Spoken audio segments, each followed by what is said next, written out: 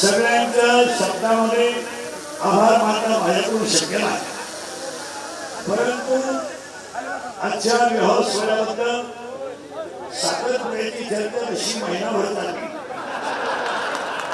तशी ही चर्चा 1 वर्षभर आरामशीर आहे. आणि बऱ्याच लोकांची अशी शंका आहे की इंद्रिकर महाराजांनी मुलीचं लग्न का एवढं मोठं का केलं.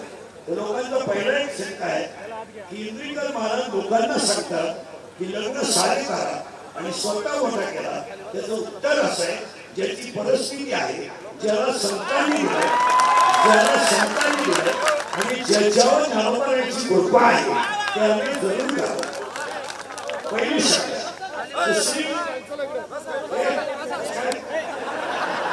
दुसरी एक गोष्ट आहे की एवढे आजला जेवण झालं त्यात 2-3 कमी पडल्या जेवणाच्या की इंद्रिकर महाराज एवढं जेवण घालतात. मठ्ठ्यावर मी बोलतो त्यांनी मठ्ठा केला का. तर पहिला प्रश्न तो मेठा मी माझ्या सगळ्या कार्यक्रमातून वजा केला, म्हणजे त्याच्याबद्दल बोलायचं मला राहत नाही. दुसरी गोष्ट, बऱ्याच लोकांनी गुलाबजामुनची चर्चा केली, तो लाभ असावा. मी गुलाबजामुन केलाच नाही, हा दुसरा मुद्दा आहे. तिसरा मुद्दा असा होता लोकांचा की बऱ्याच आठवण बरोबर होत्या की तिसरी गोष्ट अशी की महाराष्ट्रीयन जेवण असावं. लोकांनी तसं का केलं तर रात्री सकाळी आणि आता आपण जे जेवण केलंय आम्ही शुद्ध सात्विक वारकरी माणसं आहोत. आम्ही महाराष्ट्राचे आहोत, छत्रपतीच्या रक्ताचे आहोत. आम्ही दुसरा पदार्थ खाऊ शकत नाही. ही पहिली गोष्ट आहे. मग बऱ्याच लोकांची उदय शंका आहे की ह्या माणसाने एवढा कार्यक्रम मुलीचा काय केला. मला तुम्हाला बसणाऱ्याला माहीत असेल, आमची मुलगी आणि मुलगा आज मोठा झाला हे तुम्हाला आज दिसत. आज माझी मुलगी मोठी झाली हे दिसते, पण आम्ही दोघं कीर्तनकार असताना माझ्या मुलीला आणि माझ्या मुलाला कधीही वडिलांचं सुख कधी मिळालं नाही. 3 महिन्याची माझी मुलगी असताना दुसऱ्याच्या घरामध्ये ठेवून आम्ही कीर्तन केली. माझ्या मुलांनी 10वी पर्यंत आतापर्यंत त्यांची वडिलांचा संपर्क कधी आला नाही. तुम्हाला पाहिजे असेल तर शास्त्री बसले, माझा स्वतःचा मुलगा नामदेव शास्त्रीतून शिकायला आहे, शिकायला त्यांच्याकडे. त्यांनी सांगावं, मी 3 वर्षामध्ये माझ्या स्वतःच्या मुलाला सुद्धा भेटायला गेलो नाही.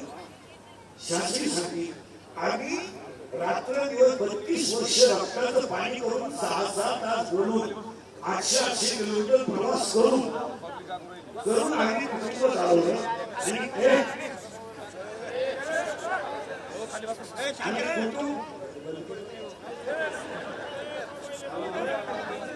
कुटुंब चालवत असताना आम्ही नुसतं कुटुंबात नाही चालवलं तर समाजाच्या देणेदारीतून आम्ही कोणत्या क्षेत्रात कमी पडलो नाही.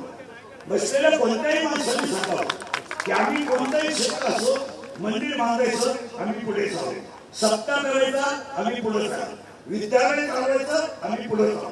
अनेक लोकांनी विद्यालय चालवले असतील, पण आतापर्यंत 1 रुपया न घेता 13 शिक्षकांना नोकरी देणारी एखादी संस्था मला महाराष्ट्रात दाखवा, ती माझ्याकडे. माझ्याकडे 15 लोक काम करतात, 1 रुपया न घेता मी विद्यालय घेतलं.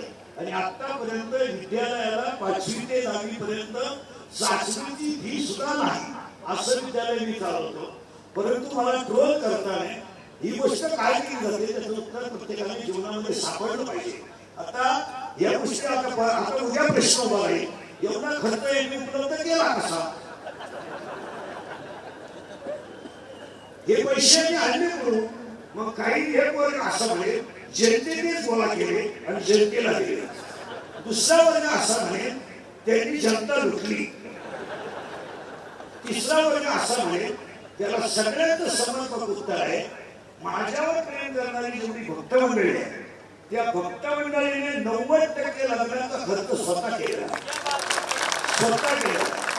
स्वदेश प्रॉपर्टी असेल, कातोरे साहेब असतील, आपले सगळे मित्रपरिवार असेल, तुम्ही बँडवाल्याला विचारा, मंडपवाल्याला विचारा, आचार्याला विचारा. आतापर्यंत माझ्याशी 26 वर्षात एकाही बँडवाल्याने आचार्याने व्यवहार केला नाही. त्यामुळे तो ट्रोल करण्याचा कोणालाही अधिकार नाही. त्यांना आता आम्हाला देणारे दिलाय, त्यामुळे त्याच्यावर चर्चा व्हायचं काही काम नाही. आता फक्त तुम्हाला एवढंच सांगेन की ते ट्रोल करत नाही हा त्याच्या बौद्धिक पातळीचा प्रश्न आहे. मी किती सांगितलं तरी 3 लाख रुपये जरी घेऊन सोन्याची नळी आणली तर कुत्र्याचं शेपूट सरळ होत नाही. हा सुद्धा सोन्याच्या नळी जरी घातलं तरी त्याच्यामध्ये ते होणार नाही. त्याला एक शब्द सांगतो बाबा, समजा विश्वामध्ये जेवढे ग्रंथ झाले त्या ग्रंथांमध्ये श्री गणेशाय नमः, ओम श्री गणेशाय नमः, ओम नमो शिवाय. पण चांगदेव पासष्टी लिहिताना चांगदेव पासष्टीमध्ये 3 गोष्टी अशा आहेत. एक हठयोगी आहे आणि एक ज्ञानयोगी आहे. चांगदेव महाराज हठयोगी आहे आणि ज्ञानेश्वर महाराज ज्ञानयोगी आहे. हठयोग्यातून आलेलं पत्र ज्ञानयोग्यातून येत आहे तेव्हा ते कोर आहे, तेव्हा ते कोर आहे. आणि ज्ञानयोगातून पत्र जात आहे ती हठयोग्याला जात आहे त्यामध्ये 65 ओव्या आहेत. आणि 65 ओव्यांमध्ये 3 ओव्या अशा आहेत. ज्ञानोबांनी इतके सुंदर 3 शब्द वापरले. अलंकार तुम्ही कोणताही करा, अलंकार तुम्ही कोणताही करा आणि त्याला कोणताही आकार द्या, पण त्या अलंकार सोन्याचं सोने पण सोडत नाही. कपडे तुम्ही कोणती घ्या, कापड सूत सोडत नाही. आणि गुळ तुम्ही कापा, फोडा, भुगा करा, पाण्यात भाजवा, शिजवा, गुळ त्याची गोडी सोडित नाही. तसं समाजामध्ये नास्तिक प्रवृत्तीची लोक तुम्ही त्यांना काही करा, ते त्यांचा मूळ स्वभाव सोडू शकत नाही. पण अशी माणसं जरूर पाहिजे. त्यामुळे आपल्या चुका ध्यानात येत नाही. प्रथमतः तुम्हाला सगळ्यांचे आभार मानतो. सगळ्यांचं तुमचं कौतुक करावं तेवढं थोडंच आहे. हा वेळ जास्त झालाय. तुम्ही माझ्यासाठी जेवढं प्रेम आतापर्यंत टिकवलं हे तुमचं माझ्यावर, मी तुमच्या मुलासारखं आहे असं समजून शेवटपर्यंत प्रेम राहो. आणि सगळ्यात महत्वाची गोष्ट, या कार्यक्रमाला देशमाने साहेबांचं अनमोल सहकार्य मिळालं. आणि हा कार्यक्रम कातोरे साहेब, देशमाने साहेब फक्त परिवाराने केला, मी यातलं काहीच केलं नाही. याच्यानंतर गुरुवारी शास्त्रीची आशीर्वाद होती आणि लंगत मंगळ होती. एक विनंती, जेवण सगळ्यांनी करून जायचं. जय हिंद, जय